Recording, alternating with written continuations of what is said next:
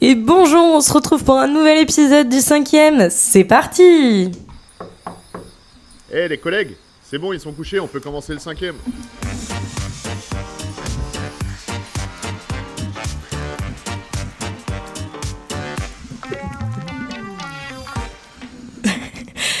Bonjour.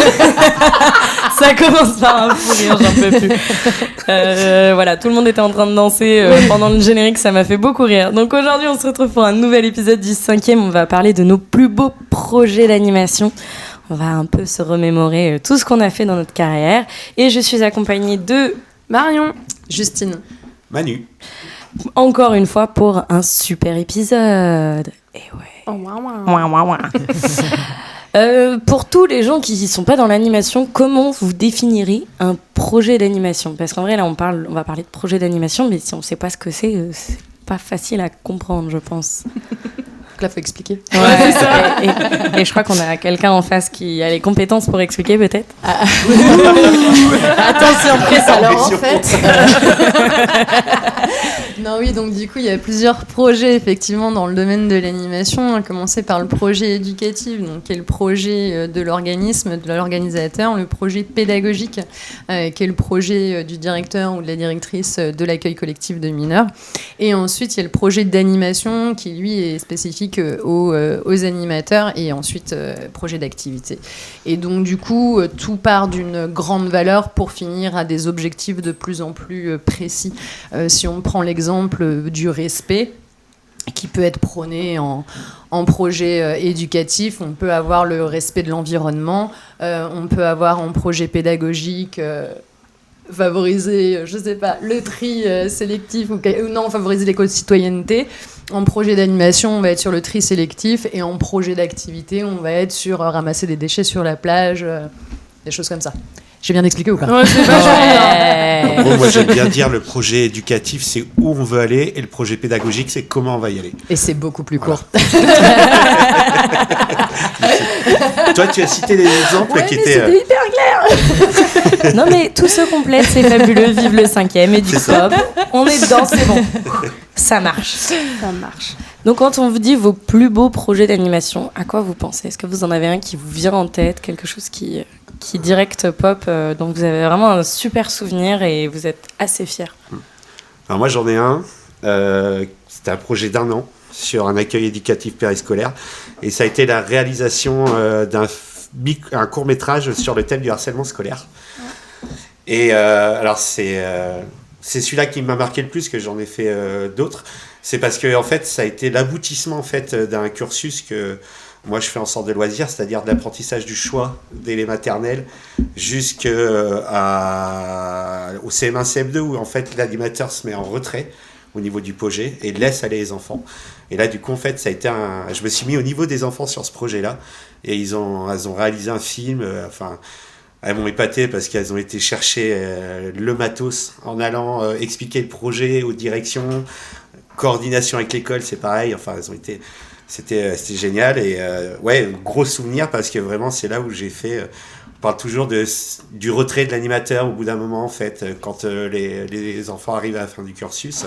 Et là c'était vraiment ça en fait. J'étais pas au-dessus d'eux, j'étais pas en dessous en fait. J'étais vraiment avec elles dans le projet, et en fait c'était génial quoi. Ouais, c'est chouette de pouvoir faire un projet d'animation avec un projet enfant quoi finalement, et l'accompagnement que tu as pu avoir carrément. Ouais, et puis on sent qu'il y a une fierté de l'accomplissement, de jusqu'où ça a pu aller et tout. Je comprends que ça t'ait marqué comme ça en vrai. Ah ouais, c'est pour ça que moi en fait on fait ce boulot-là, ce travail-là, parce que ils nous emmènent dans quelque chose. Enfin c'est magique. Et puis tout le long du projet ça a été ça en fait, de la gestion des émotions, de la gestion de conflits, parce que à un moment en fait faut écrire l'histoire, il faut qu'on se mette d'accord.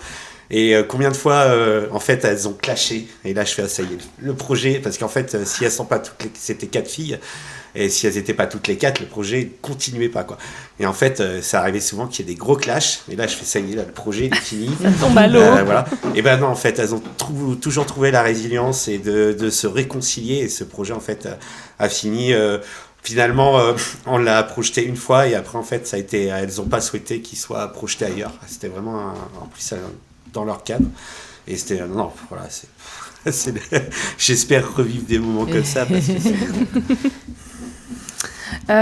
moi j'ai un projet que je refais tous les ans depuis une quinzaine d'années maintenant. C'est un projet où on fait le char carnaval pour le carnaval du quartier où est mon accueil Périsco. Donc de base c'est souvent une commande un peu de l'association de parents d'élèves. Mais selon les années, on arrive vraiment à fédérer un petit groupe qui passe de une idée sur le papier à la réaliser en vrai sur le chariot, que ça fasse... des fois, ils ont fait, 4-5 mètres de haut, des fois, ils avaient des envergures de dingue. Enfin, voilà, on a toujours eu des folies. Et c'est en plus un projet d'équipe, souvent, où toute l'équipe Périsco était très, très impliquée dans ce projet. Donc, c'était très fédérateur, en tout cas, en termes, avec les enfants et même au sein de l'équipe. C'était vraiment chouette, quoi. Et ben moi, je vais vous parler d'un projet du coup qui est renouvelé de cette année, donc un projet des Francas à l'échelle nationale, et qui est le projet de Place à nos droits, donc sur les droits de l'enfant. Il y a plusieurs accueils de loisirs du coup qui participent. Alors cette année, du coup, ils sont 12 animateurs à être référents. Et du coup, comme c'est un projet qui se fait sur une année, tout au long de l'année, eux, au sein de l'accueil de loisirs, vont faire un projet avec les enfants autour des droits de l'enfant, une activité et une animation et des choses comme ça avec eux. Et puis ensuite, il y a 4 rencontres entre chaque animateur référent, avec tous les animateurs référents du projet. Et à la fin, vers le mois de juin, il y a la journée de valorisation où on voit tous les projets des enfants qui ont été faits toute l'année. Il y a un grand jeu ou quelque chose qui est organisé, ça dépend des fois. Et là, la journée de lancement va être au 19 novembre. Et cette année, du coup, c'est en partenariat avec le CAS, donc le comité d'action solidaire, je l'ai bien dit, je me suis entraînée. Et on a cette chance-là de pouvoir se mettre ensemble pour... eux ont des associations qui sont motivées pour participer également à cette journée-là, dont l'UNICEF, Amnesty International, Water Family, puis nous, des intervenants des Francas également, qui travaillent habituellement avec les Francas et qui sont en lien, ou d'autres associations. Il y a aussi la Ligue contre le cancer, du slam, du breakdance et tout. Et voilà, c'est un grand projet qui est chouette, je trouve. Je confirme. Ah ouais, waouh, il y a de quoi faire. C'est drôle parce qu'on va tous avoir des choses totalement différentes, parce que moi, perso, mon plus beau projet, selon moi, c'était un projet de mercredi. Je pense que c'est mon premier grand projet où je me suis autant investie. Et c'était juste autour des contes. Où on a traversé les continents pour découvrir les contes. Et puis, on est parti dans cette un peu appropriation culturelle, mais très légère, parce qu'on voulait vraiment passer par le conte. Et on a réussi à les immerger et à ce qu'ils se souviennent de certains trucs. À la fin de l'année, ils savaient encore les dieux égyptiens qu'on avait cités, les dieux grecs qu'on avait parlé. Ils se souvenaient de plein d'histoires aussi. On avait fait celte, donc tout ce qui était le chaudron au bout de l'arc-en-ciel, des trucs comme ça. Et je me suis rendu compte quand même que, voilà, sur quelque chose que j'aimais et que là j'appréciais vraiment, qui était l'univers des contes, on pouvait aller super loin avec des enfants et les embarquer toute une année. Et je pense que c'était la première fois que je construisais un truc aussi solide, entre guillemets, et du coup aussi il y avait ma petite fierté aussi perso qui fait que c'est un bon souvenir pour moi. Et du coup, dans tous vos projets, on a tous des trucs différents et je pense qu'on les trouve beaux et ils ont autant de valeur pour plein de raisons différentes. Selon vous, pourquoi votre plus beau projet que vous venez de nous citer, sur quels critères vous estimez que c'est le plus beau ? Parce qu'on en fait quand même plein des projets dans notre carrière. Sur quels critères vous vous êtes basés pour dire celui-là c'est le plus beau ? Les enfants, la participation des enfants. Si ça vient d'eux, c'est ce qui est de plus... c'est chouette le fait que ça vienne d'eux et que ce soit créé par eux, avec nous qui accompagnons, quoi. Okay. C'est le plus beau parce ça a été vraiment un maxi best-of en fait d'EducPop. J'avais fait d'autres projets de sortie, des séjours et tout ça avec un public adolescent. Et là, c'était avec un public enfant. Et j'ai vraiment cette vision en fait de l'éducation populaire où le but c'est de créer des citoyens. Et là, en fait, il y avait une implication. Moi, j'en aurais les larmes parce que elles m'ont sorti des choses. À un moment, on fait des portes ouvertes où là, en fait, moi, mon dada, c'est la pédagogie de l'enfant acteur et comment le rendre acteur dans ses temps d'activité et ses temps libres. Et elles avaient préparé des affiches pour expliquer aux parents et tout. Et c'est pour ça, enfin, c'était vraiment un aboutissement. Et puis leur plaisir, en fait, de voir ça. C'était tout un tas de trucs, quoi. Ah, tu m'étonnes. Moi, je pense que c'est vraiment le côté cohésion d'équipe et émulsion qui change un peu du périsco, parce qu'on est souvent un peu dans des petites routines en périsco. Et là, voilà, c'est vraiment le projet bricolage où tu peux venir mettre ta patte plus ou moins comme tu en as envie. Et voilà, c'est vraiment chouette. Puis en plus, la valorisation est chouette parce que c'est un samedi matin, il y a toutes les familles, tous les parents. On est dans le quartier, on déambule dans le quartier. Donc c'est vraiment un chouette projet où généralement les enfants sont assez fiers d'eux et les adultes aussi, en fait. Donc si je résume, on est d'accord, dans un projet, il faut une équipe motivée.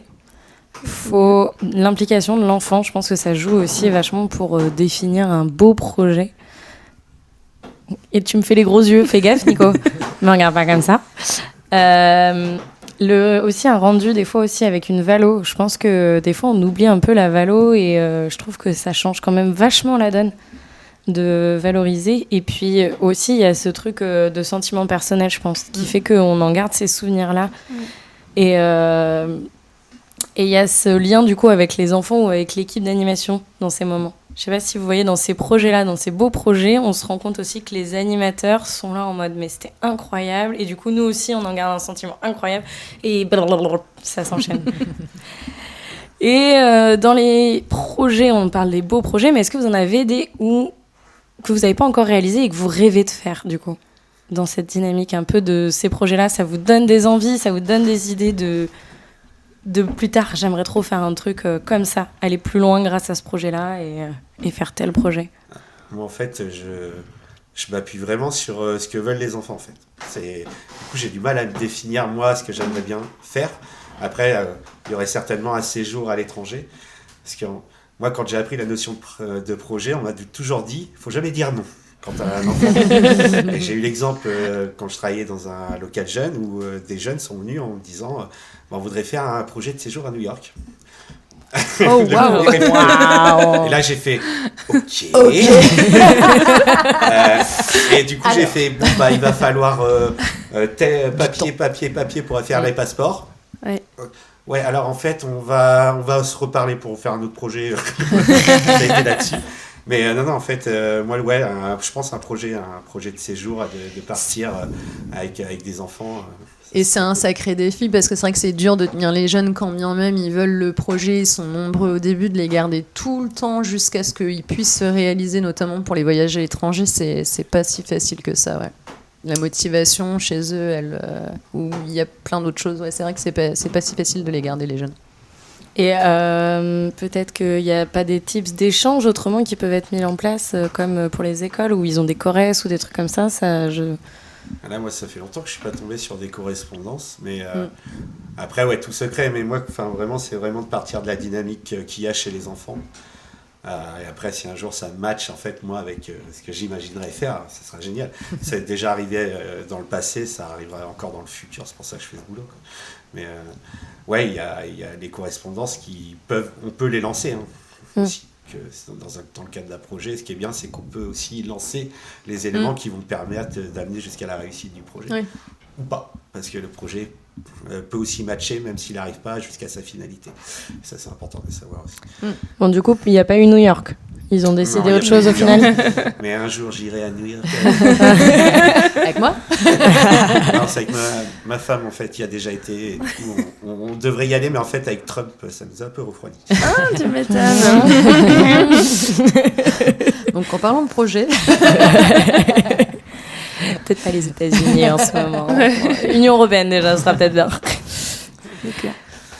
Non, moi, ce serait... Je suis un peu comme toi, en fait. Je peux pas te définir ce que j'ai vraiment envie. À part que j'ai vraiment envie d'être toujours plus dans les enfants acteurs, les enfants qui choisissent. Voilà, qu'on soit de moins en moins dans des envies personnelles ou des envies d'équipe. Et que ce soit de plus en plus eux qui soient acteurs de leur périsco, leur mercredi, leurs vacances. Pour moi, c'est essentiel pour que pour qu'ils s'impliquent aussi après plus tard, qu'ils aient envie de venir dans les spots ados, qu'ils aient envie d'être dans des assos. Enfin, je pense que leur donner une liberté d'action de plus en plus forte, c'est le plus important et c'est pas toujours évident parce que c'est rassurant de tout gérer en tant qu'animateur. Et puis l'accompagnement demande plus de temps aussi, Ouais, finalement, et une autre façon de voir les choses. Et c'est vrai que c'est pas le même investissement non plus. Puis c'est pas toujours bien vu par les parents non plus qui attendent Oui, des programmes. C'est pas toujours des facile. activités manuelles. Oui, des choses à ramener à la maison. Ouais, il y a l'attente des parents bloque sur beaucoup de projets au final des fois aussi. Tu demandes un certain temps, un certain investissement des enfants et en fait on se rend compte que c'est les parents derrière qui ne suivent pas des temps de rester plus longtemps ou de venir tel soir ou trucs comme ça. C'est vrai que c'est pas toujours facile d'avoir les parents avec nous. Ouais, ça peut être compliqué. Et puis sur ce rendu, ils ont une attente, je sais pas, sur les centres de loisirs où il faut absolument que les enfants ils fassent des choses. Ils peuvent pas s'ennuyer ou ils peuvent pas juste kiffer leur journée sur le coup. Ils y vont pour telle activité, pour telle activité. Ouais, c'est vrai que moi j'aime beaucoup les séjours de vacances. Pour ça, c'est qu'on n'a pas les familles. C'est que au début et à la fin. On vous aime quand même. Oui, bien sûr. C'est où les caméras? Non, mais je pense qu'ils ont moins d'attentes et ils interviennent moins. Je pense qu'il y a peut-être pas cette même consommation, on va dire, sur les colos. Ça dépend de ce qu'on a pu mettre en place avec eux. C'est vrai que c'est moins évident, ouais. Moi, je pense que depuis le Covid, il y a eu une grosse rupture. Même avant, les vigipirates qui, en fait, ils ont plus le droit fait que d'entrer les parents ne peuvent plus rentrer. Et c'est pour ça que moi, j'ai 2 techniques. Donc, je fais cette fameuse newsletter que j'envoie aux parents. Et j'explique le projet pédagogique aux enfants. Même quand, en fait, je leur explique ce qu'on fait. Et comme ça, en fait, c'est eux les relais qui vont voir les parents. Puis évidemment, dès qu'on a l'occasion de discuter avec les parents, en fait, c'est vrai que du coup, il y en a beaucoup qui aiment bien, que ça les rassure, en fait, parce qu'ils payent d'un côté le service, donc ils veulent aussi avoir un retour. Mais voilà, de leur expliquer aussi, nous, en fait, on est dans l'éducation populaire. Donc, en fait, l'éducation populaire, il n'y a pas que la notion d'activité, on n'est pas des prestataires d'animation ou quoi que ce soit. On est des co-éducateurs. Et ça, c'est hyper important d'appuyer. Et les parents, quand ils entendent ça, des fois, ils font « Ah !» Du coup, ils passent... Mais c'est pas facile, c'est vrai. Quand on peut faire un projet avec une école aussi, mixer les projets de l'école et les projets des périscolaires, c'est sympa aussi. Ça fait des belles choses, notamment quand c'est autour des jardins ou des choses comme ça. C'est assez chouette. Moi, j'aimerais bien. Des poules, des poulettes. Moi, j'aimerais bien faire un projet autour du bateau. Alors, je sais que ça existe déjà, des navigations, tout ça comme ça, mais moi, c'est plus ce genre de choses qui m'intéresseraient sur partir avec un groupe de jeunes et naviguer, quoi. Il y a l'association Ocean Peak. Ok. Qui est basée à La Rochelle, en fait, qui fait justement quand même des enfants avec des éducateurs. En fait, ils font tout un travail éducatif autour du nautisme et des balades en bateau, et ça a l'air vraiment super. Je note. De toute façon, il y a une infinité de projets, en fait, qui est... Et toi, ça serait quoi, toi? Ouais. Non, mais moi, alors... Faire une radio avec toutes les centres de loisirs de... Moi, j'ai un beau projet, mais qui n'est pas de centre de loisirs. Non, en vrai, c'est compliqué. J'adore faire plein de trucs, donc je pense que je serais partante pour tout. Mais dans ma tête, il y a un truc qui reste vraiment très très fort. C'est en formation, j'ai vu un centre de loisirs totalement au choix de l'enfant. Je sais plus comment c'était, et où c'est des salles à thème, et c'est un fonctionnement très responsabilisant de l'enfant, etc. Où c'est plus ce truc de, il y a telle activité de prévue, c'est plutôt, il y a la salle bricolage, il y a la salle costume, musique, etc. Et là, les animateurs...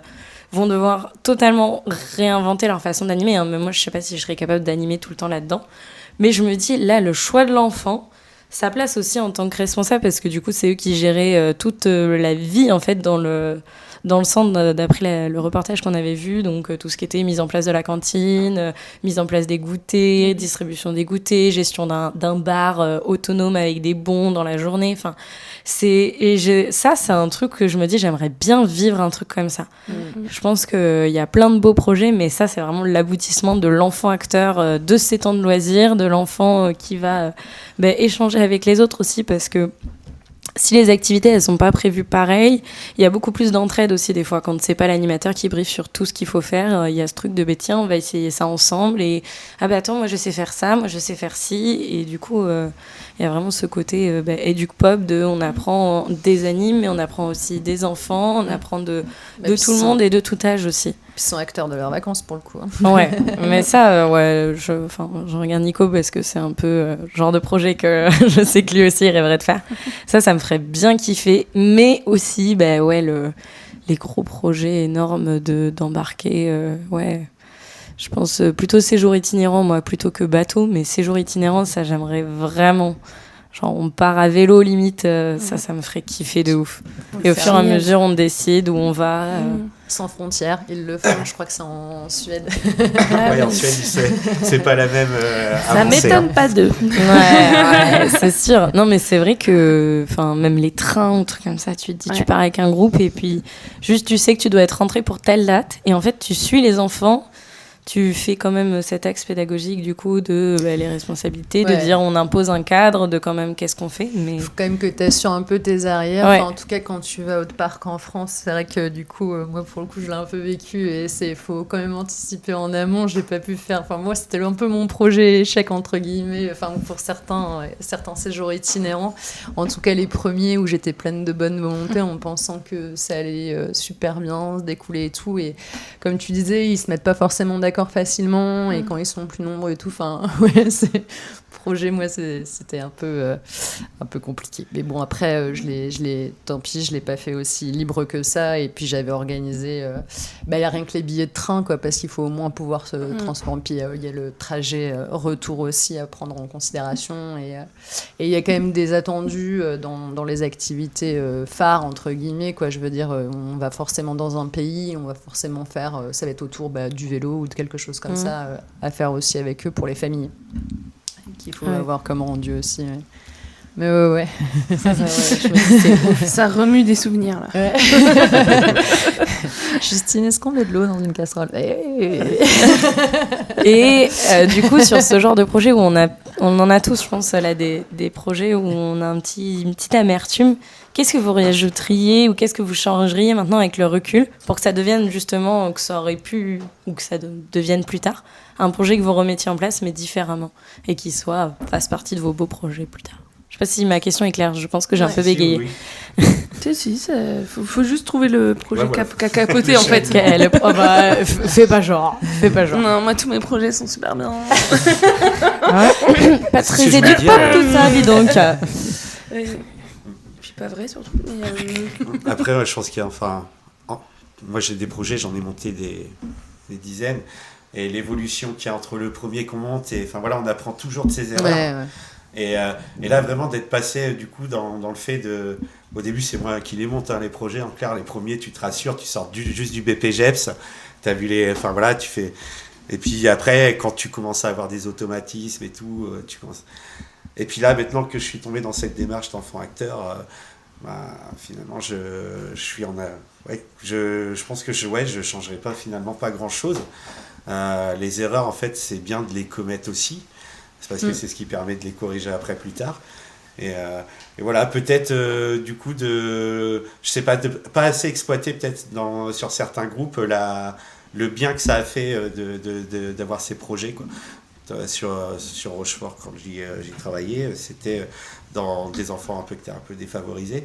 Et du coup, je pense que j'ai pas assez exploité en fait la réussite du projet. Et voilà, mais sinon après, c'est toujours que des bons. C'est difficile de mettre du négatif en fait. Moi, c'est le fil rouge au début où la trame, je l'avais pas forcément. Et justement, ce qui permettait, je sais que pour un séjour itinérant, on avait fait autour du, je sais plus comment ça s'appelle, géocaching là. Et du coup, comme ça mettait une trame. Alors, ils participaient pas, peu importe. Mais du coup, ça mettait notre trame justement pour. Et en fait, ça met un peu une ligne qui est un peu imposée entre guillemets quoi, mais du coup ça reste vaste par rapport à tout le reste de leurs vacances, mais ça cadre un peu c'était ce manque de cadre, parce que du coup sinon on a la problématique et puis la séparation en plein de petits groupes. Et en fonction du nombre d'animateurs, on n'est jamais assez de façon par rapport à ce qu'on voudrait. Mais du coup, oui, On a fini par opter pour ça, même si au final il y en avait que 3 ou 4 qui participaient des fois et des fois pas, mais au moins ça nous permettait, ça nous facilitait la trajectoire du projet, quoi, enfin du séjour. Moi, je pense que les projets où j'ai senti de l'échec ou quoi, c'est que je suis partie de mes envies à moi, de ce que j'avais envie de leur faire, pensant qu'ils allaient adhérer de fou, et en fait, ils adhèrent pas du tout. Et du coup, tu rames pour les faire venir à ton projet, et tu dis, ouais, ok, peut-être la prochaine fois, je ferai l'inverse. En fait, j'écouterai peut-être un peu plus ce qu'ils ont envie de faire, comme ça, tu es sûr de taper dans le mille. Moi, je pense que je dirais pas mes échecs, mais ceux où j'ai été déçue, des fois, c'est des trucs où juste je me suis pas soit écoutée, soit j'ai eu peur. Je pense à un projet, par exemple, de maquette énorme sur ma ville, etc. Au début, je voulais vraiment faire un truc tout en Lego, etc., en me disant, ben voilà, ça sera vraiment accessible et on va pouvoir aller loin, etc. Puis, on m'a dit, mais non, faut que tu mettes d'autres techniques, faut que tu...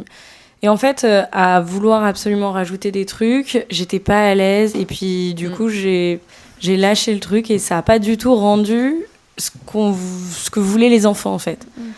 Et je me suis dit, en fait, j'aurais dû m'écouter jusqu'au bout. Je savais que ça allait marcher et voilà. Et il y a aussi ce truc, des fois, il y a des frustrations de me dire, j'ai pas encore les techniques ou les connaissances, je pense à de la vidéo ou de la radio, ça commence à venir, mais il y a plein de fois où j'avais envie de rajouter ce genre de techniques, mais comme je les avais pas, et que des fois, on est un peu pris par le temps, et qu'on n'a pas tout le temps de se former avant de se lancer sur des projets. Ça, c'était mes petites frustrations personnelles de se dire, mais je sais que les enfants, ils auraient été partants. Là, par exemple, cette année, je sais qu'il y avait plusieurs enfants qui voulaient faire de la vidéo. Et en même temps, moi, je me suis lancée sur un projet qui m'a été demandé aussi. Et je voyais mes collègues, ils sont pas à l'aise. Moi, je suis pas non plus apte à former. Autant j'aurais pu me former toute seule. Et là, je me disais, sur un an, j'ai le temps. Autant je vais pas imposer ça à mes collègues. Et du coup, ce projet, il mènera nulle part. Alors que je sais que les enfants auraient bien voulu faire des trucs autour de la vidéo, etc. Et ça, c'est des petites frustrations personnelles de t'as pas encore les compétences ou t'as pas encore la technique. Et ça rajouterait quand même des choses en plus, tu vois. Pas toujours pouvoir être formé, en fait, exactement. Je vois. Non, mais c'est par la frustration de ne pas pouvoir faire des projets que j'ai été attirée par le fait de passer le BAFD pour justement voir le côté directeur, directrice, pour essayer justement de favoriser les projets animateurs. Et du coup, après, j'étais frustrée de ne pas pouvoir le faire. Forcément tout le temps. Pas forcément tout le temps, quoi. Ah non, mais il y a des fois, c'est hyper frustrant en direction, je sais pas vous, mais moi, il y a des animes, ils partent sur des super projets, t'as trop envie d'y participer, et puis t'es là en mode, mais non.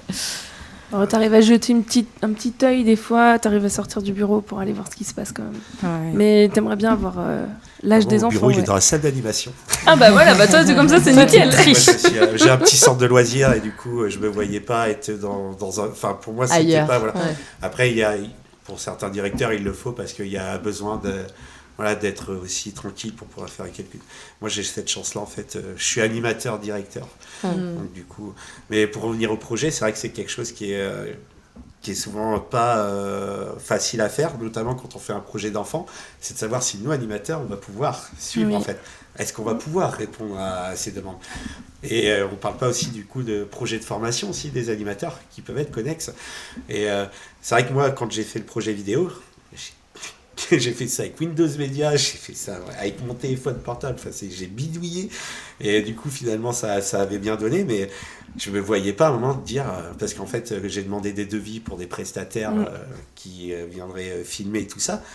Là, je fais, mais là, du coup, après, il faut faire démarche d'autofinancement, truc. Enfin, là, c'est un peu plus lourd, un peu plus complexe. Et je me voyais pas dire, non, en fait, j'ai pas les compétences, quoi, les filles. En plus, comme moi, je leur ai vendu le truc, d'arriver et de dire, non, en fait, finalement, les filles, attends, Emmanuel, tu nous as vendu un truc, et là, Non, c'est hyper délicat de savoir se positionner et de savoir quand est-ce qu'on fait intervenir des gens aussi, parce qu'il y a des fois où on a envie de proposer ça régulièrement dans nos centres. Et on a envie d'être formé, mais il n'y a pas toujours la possibilité. Et puis, ça demande du temps. Enfin, c'est toujours compliqué un peu ce truc de est-ce qu'on fait intervenir, puis ça coûte des sous, ou est-ce que nous, on essaye de se dépatouiller aux possibilités que ça se loupe quand même des fois. Hein, parce que bon, selon les projets, si ça se loupe, ça fait pas plaisir. Après, tout dépend là. Enfin, moi, j'ai eu des gros projets qui n'ont rien donné du tout. Mais en fait, dans mon esprit, en fait, le projet, on apprend toujours, quoi. Il y aura toujours des trucs, même si on va juste. Et puis, l'échec aussi, voilà. Ça... Moi, en fait, je suis fan d'un art qui s'appelle le land art. Et du coup, j'ai fait mon projet BPGEPS dessus. Et du coup, le truc du land art, en fait, c'est un projet où en fait, le truc il est détruit à la fin, quoi. Grave. Et du coup, ça apprend aussi aux enfants de dire, ouais, il y a des choses qu'ils vont construire, il va falloir qu'on les apprécie quand elles sont là. Mais des fois, en fait, ça va mal se passer, ça se termine ou des choses comme ça.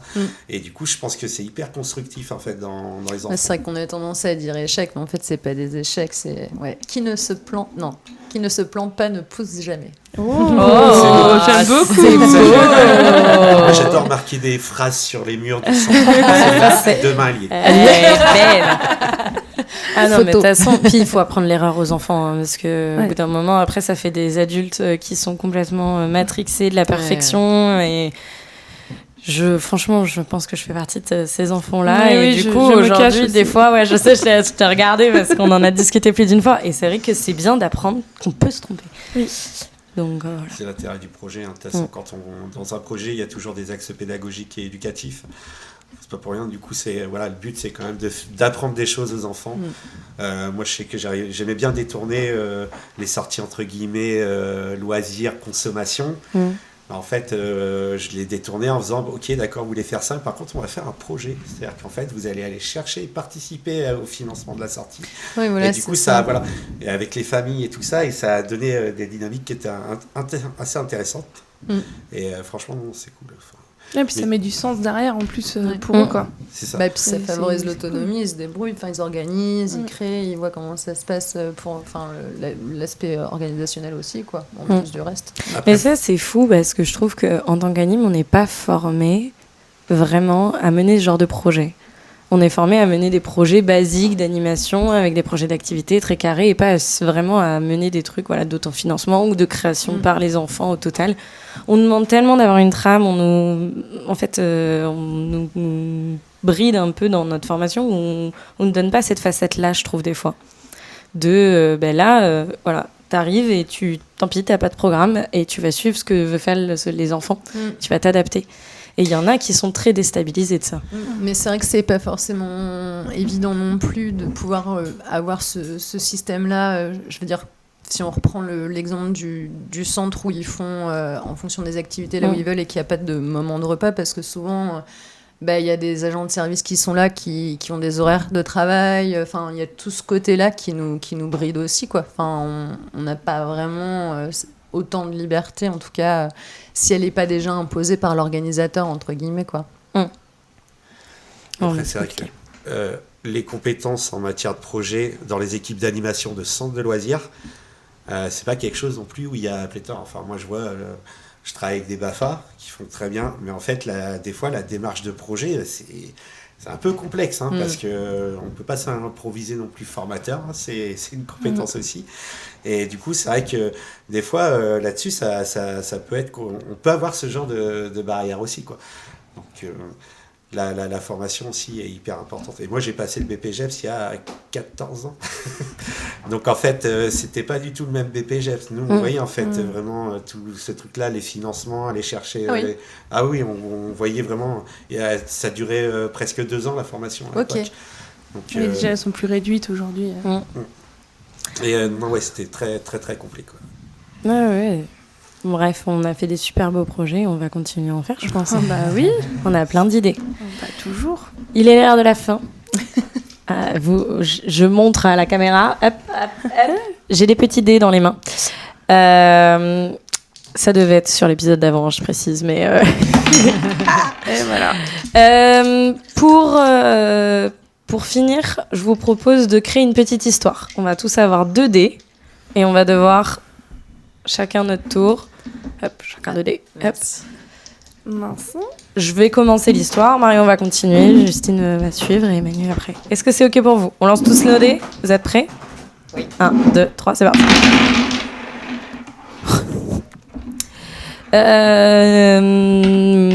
Sur la Terre, il y a plein de mammifères différents. Et aujourd'hui, nous allons suivre l'histoire d'une petite tortue qui va s'appeler Amy. Amy, elle va parcourir le monde, elle veut découvrir les océans. Mais Amy est une petite tortue qui est toujours très sommeil. Elle a toujours envie de dormir. Et du coup, pour pouvoir découvrir le monde, elle cherche la clé pour mieux dormir et être plus active. Mais donc la nuit tombe, et là, orage. Oh, désespoir. Non. La nuit tout entière est envahie d'éclairs et d'orages. Et c'est un petit croissant de pleine lune qui omnibule le regard d'Amy. Alors moi j'ai pas envie de faire une fin parachutée, ni de tourner en rond, donc je vais laisser les filles conclure.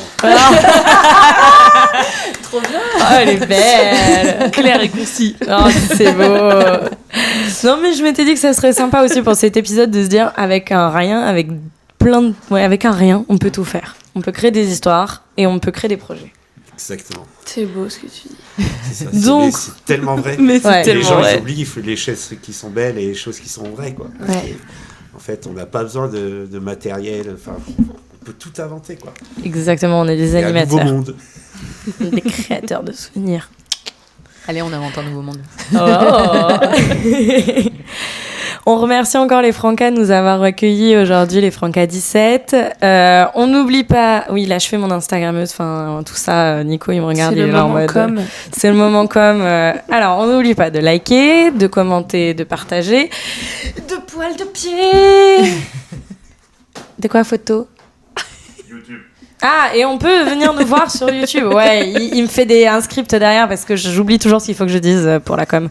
Les poils de pied, t'oublies pas. Non, mais C'est le seul truc qu'elle oublie pas. Ça, j'oublie pas. Et il y a des gens qui viennent me voir et qui me disent alors les poils de pied. Voilà, tu vois, ça y est, ça commence. On crée une armée de poils de pied.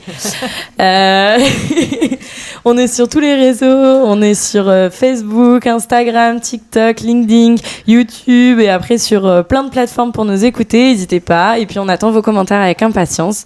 On vous fait des gros bisous et à la prochaine. Bisous. Ciao. Eh les collègues, c'est bon, ils sont couchés, on peut commencer le 5e.